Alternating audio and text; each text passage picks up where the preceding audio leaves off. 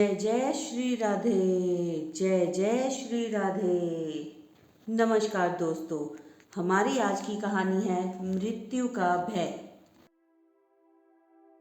हमारे साथ कहानी में शुरू से लेकर अंत तक बने रहना। तो चलो करते हैं शुरू। किसी नगर में एक आदमी रहता था। उसने परदेश के साथ व्यापार किया। मेहनत फली, कमाई हुई और उसकी गिनती सेठों में होने लगी। महल जैसी हवेली बन गई। वैभव और बड़े परिवार के बीच उसकी जवानी बड़े आनंद से बीतने लगी। एक दिन उसका एक संबंधी किसी दूसरे नगर से आया। बातचीत के बीच उसने बताया कि उसके यहाँ का सबसे बड़ा सेठ गुजर गया। बेचारे की लाखों की धन संपत्ति पड़ी रह गई। बात सहज भाव से कही गई थी, पर उस आदमी के मन को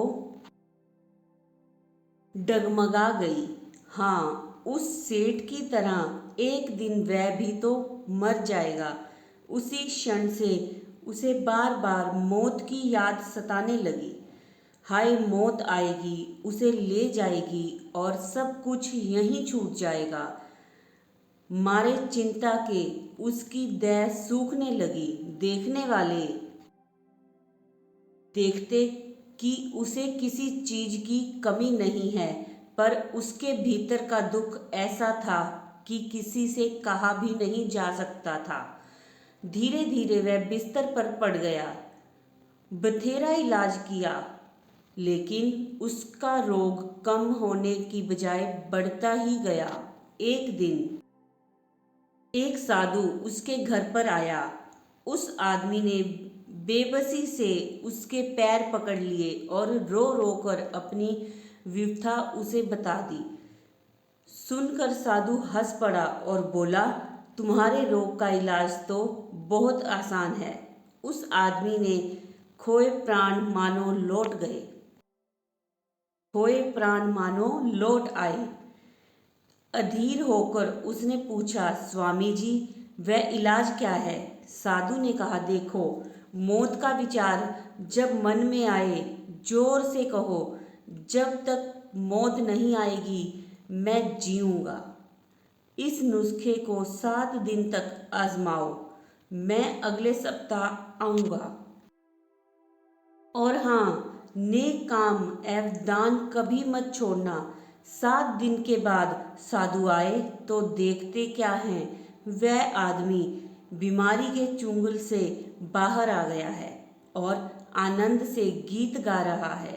साधु को देखकर वह दौड़ा और उसके चरणों में गिरकर बोला, महाराज, आपने मुझे बचा लिया। आपकी दवा ने मुझ पर जादू सा असर किया। मैंने समझ लिया कि जिस दिन मौत आएगी उसी दिन मरूंगा, उससे पहले नहीं। साधु ने कहा, वत्स, मौत का डर सबसे बड़ा डर है। वह जितनों को मारता है, मौत उतनों को नहीं मारती। तो दोस्तों, ये थी हमारी आज की कहानी कि किस तरह उस व्यक्ति को मौत का भय सताने लगा और साधु की सहायता से उसका ये मौत का भय दूर हो गया। तो कहानी आपको कैसी लगी कमेंट्स में ज़रूर बताना और जय जय श्री राधे कमेंट्स में ज़रूर लिखना। धन्यवाद।